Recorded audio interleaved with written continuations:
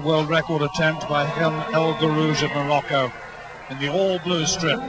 Two pacemakers, William Tanui of Kenya and Robert Kibet of Kenya, and I wonder whether there'll be a response to Nyen's fine world record over 1,000 metres, taking Sedko's figures away in Rieti just a couple of days ago. 1:62, that's Robert Kibet. William Tanui, 1:61, is also there, former Olympic champion over 800 metres, leading through El Guerrouj. Steve Crown.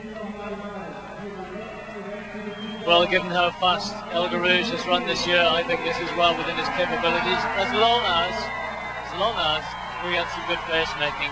He will want William Tanui, who's in second place at the minute, to take him as far as he possibly can.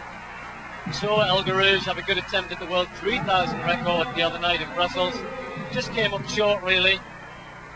But he ran 4:48 in Gateshead last year in pretty average conditions, 56.7, good first lap, nice and even pace, nothing silly. And I think that El Guerrouj, well, you should never say that people will break a world record, but certainly within his capabilities anyway. Well, let's just tell you who holds the world record. Noradin Morseli set that in Paris in 1995. The figure stands at 4 minutes 47.88. He's just inside on that first lap, the Morseli schedule, although on an even pace, probably just a little bit slower than that, but he is a class act. World record holder, the mile world record holder at 1,500 metres, sitting now in place behind the two pacemakers who've got to work very hard. They're looking to get into 1,600 metres in 3:48, which would mean that he would have to run only under 59 for the last 400 metres to break the world record. So if he can get there, then clearly the world record is well within his sights. Certainly is, Stuart. It's a weird distance, though, the 2,000. There you can see a slightly slower lap there, 1:54, but still good schedule there. It's ahead of what Morseli was running, but Morseli didn't really run an even pace for us. He ran 2:21 for his second 1,000. He really speeded up in the second half of the race, and I think El Guerrouj will want to run it differently. So let's not get too carried away with comparing it with what Morseli was at the same point. The key for him is to keep it even paced, and 1:54 is good. And now this is where William Tanui will earn his money. He really has to keep this pace going for at least another lap, preferably further. And El Guerrouj then will be able to reach the bell, having not had to work too hard, and that's the key. And then hopefully he can pick it up on the last lap. Well, the race once again is a demonstration. Pacemaker and the principal, the world champion, sitting in, having beaten Nyen, having seen Nyen break the record of 1,000 metres. That must have inspired him and motivated him. And with 2 laps to go, 2:52.21 at 1,200 metres, so he's on schedule, certainly. He's on schedule. Look at the pace. I mean, really, Tanui's really blasting out down the back straight there. He's out really working very hard, as you said, Steve, and El Guerrouj is responding, and that's good. When Morseli broke the world record, this is the stage of the race that he really took off. He really picked up the pace, and unfortunately for El Guerrouj now, he's got 600 metres to run on his own.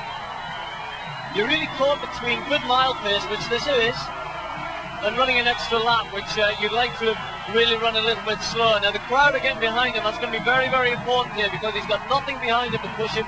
He's only got the clock to run against. And let's just see where he gets to at the bell. Morseli in the world record was 3:52. He's going to be certainly inside that. Well within the record schedule that was set, but Morseli ran a brilliant last lap.